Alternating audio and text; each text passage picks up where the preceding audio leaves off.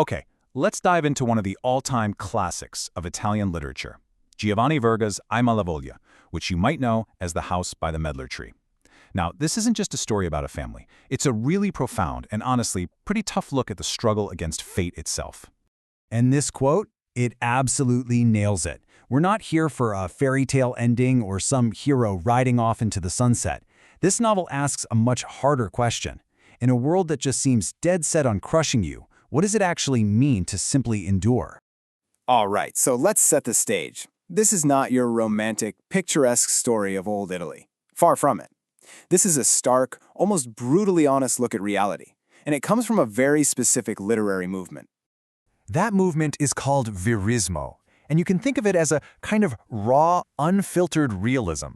Verga's whole goal was to be like a fly on the wall, to show life exactly as it was for the poor and the powerless. And that life was often brutal, completely unfair, and totally indifferent to anyone's hopes and dreams. So, picture this. We're in Aci, a small fishing village in Sicily, around 1881. This detail is so important.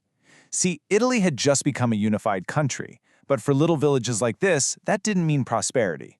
It meant new taxes, and it meant their sons were now being drafted into a national army.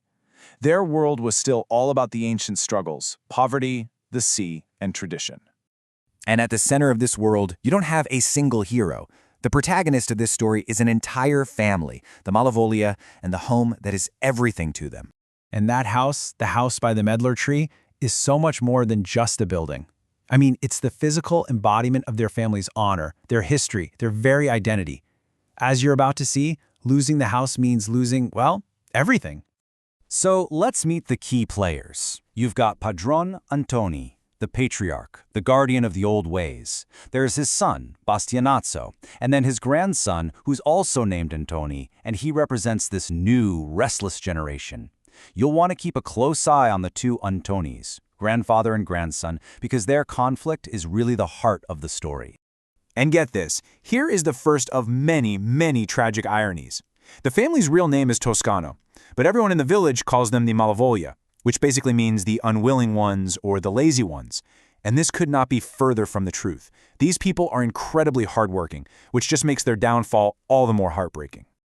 You know how in so many tragedies it all comes down to one fateful choice? Well, for the Malavoglia, that choice is born from a totally understandable desire. They just wanted to break the cycle of poverty.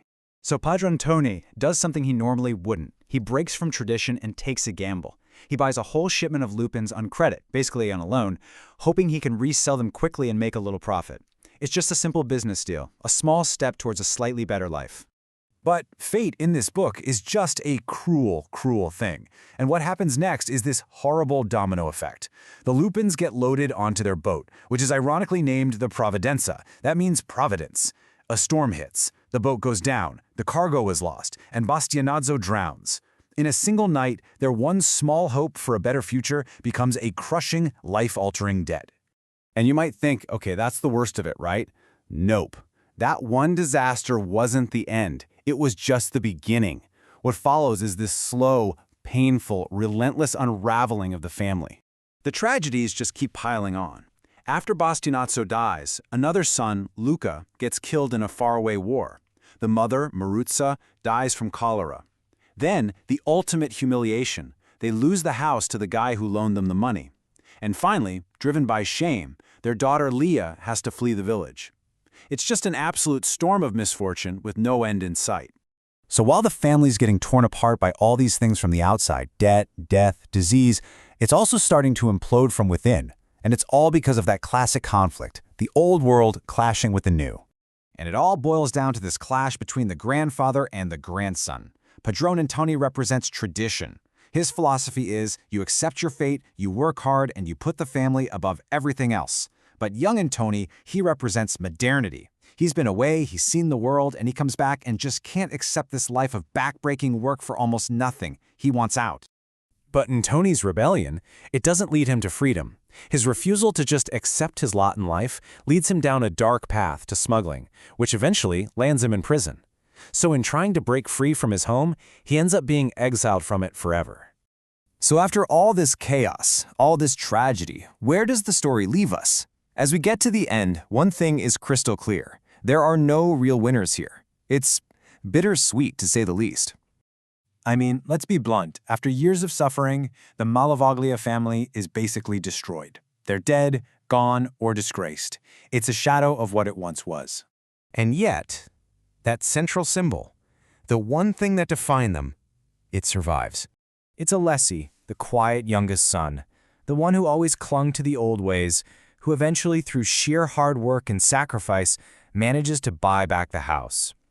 It's not some big triumphant victory, it's a quiet act of preservation. The family name is restored to its home, but the family itself is forever broken. So why does this incredibly somber story from 19th century Sicily still hit so hard today? Well, because it's a masterpiece of realism that digs into these huge, timeless ideas we all still grapple with. The crushing weight of poverty, the powerful pull of family, and that constant tension between tradition and change. And more than anything, it reminds us that sometimes the biggest battle isn't about winning, it's just about surviving. And that really leaves us with this final, lingering question. When the cards are stacked against you, when the world seems determined to break you, is there a kind of victory, a kind of powerful dignity in just refusing to be erased? It's something to think about.